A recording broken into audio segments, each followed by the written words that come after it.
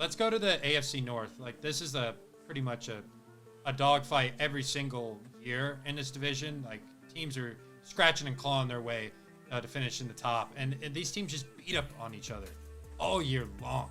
I mean, this division is old school football. Yeah. You know, let's go hit somebody. You know, stand in the pocket, make some throws. Like, I know you're gonna hate me for this personally. I think you're really gonna hate me, and people watching are probably gonna be like, dude, does this guy even watch football? Sleeper pick, Cleveland. Joe Flacco.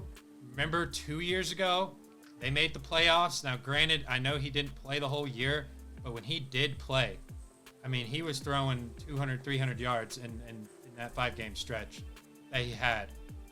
And they still have a solid defense.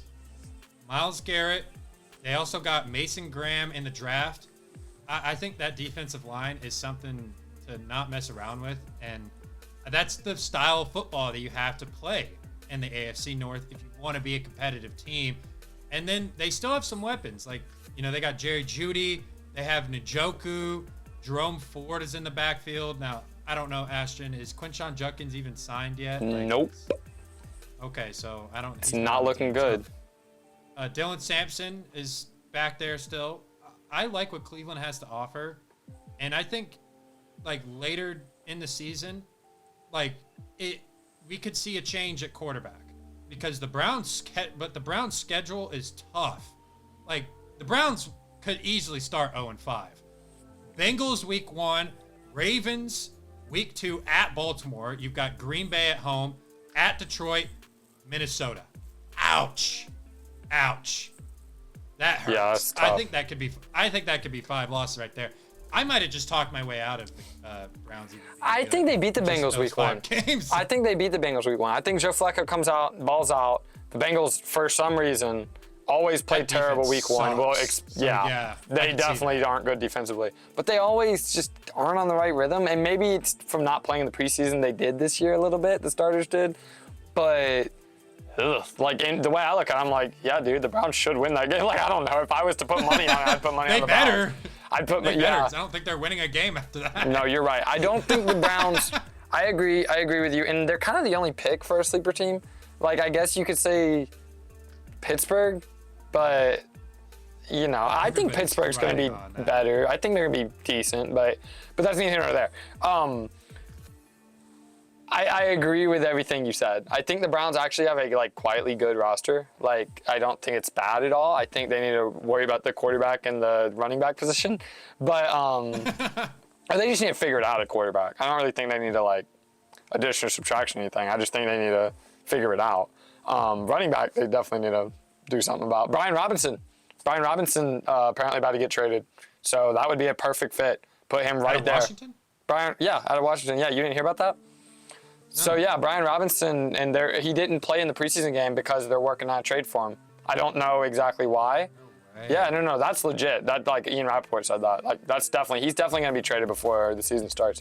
I actually checked my phone before this to see when you were talking about running backs. I'm like, oh, let me see if he got traded yet. But no, he has not been traded. And apparently the Browns are. Get the Cowboys in. Apparently the Browns are in on him.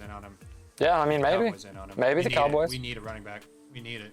Yeah, I'm sure Washington's gonna make an in-division trade to give you Brian Robinson.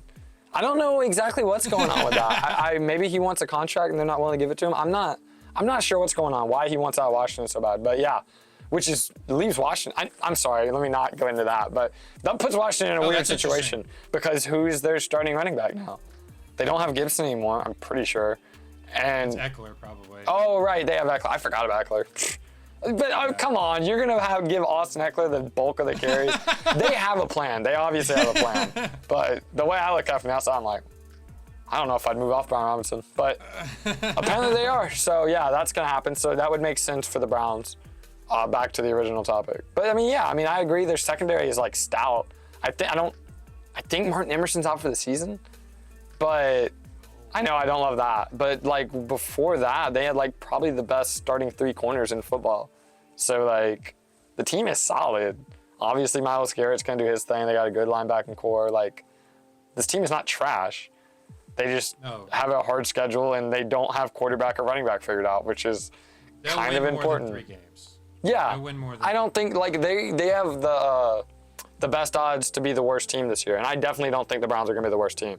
I'm not gonna put them on the pedestal I've been saying about like the Titans or the Raiders, but I do think they're not the worst team. I think in theory they're like a 6-win team. Their schedule looks a lot harder than that. I don't think they get 6 wins, but and in theory, especially if Flacco can be that 2023 Flacco once again, you know, I don't. Yeah, that's the big question mark. Which he obviously wasn't in Indy last year. I don't. Yeah, well, he is 40, so like he's getting up there in age. So, yeah,